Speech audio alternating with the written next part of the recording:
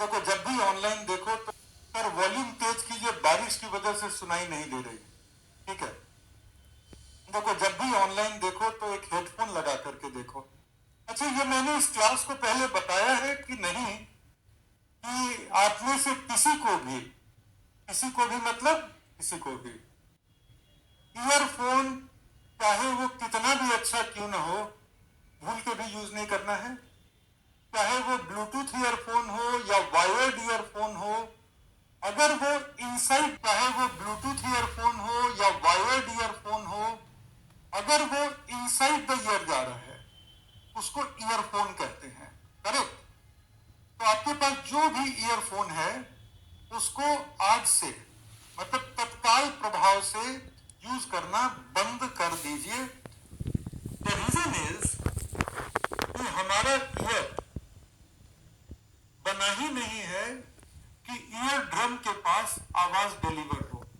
जब आप लगाते हैं तो जो आवाज की डिलीवरी होती है वो ईयर ड्रम के बहुत पास होती है।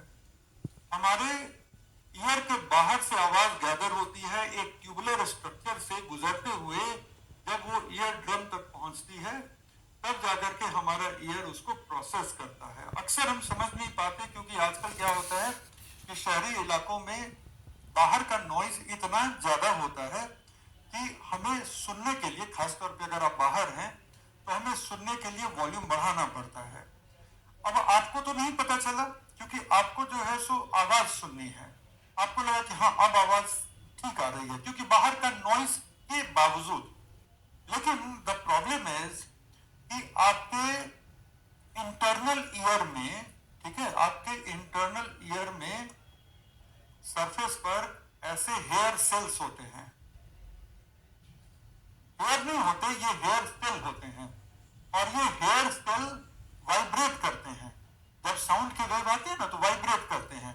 तो जब बहुत तेज साउंड वेव आता है तो इनकी वाइब्रेशन बहुत तेज होती है, and over a period of time ये अपने वाइब्रेट करने की क्षमता खोते चले जाते हैं, और उसकी वजह से हियरिंग लॉस होती है।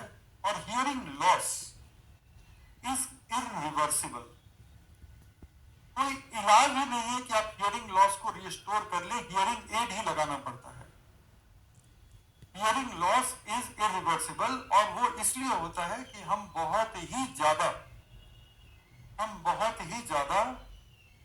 क्लोज से और अनजाने में लाउड नॉइज अपने कान में जाने देते हैं।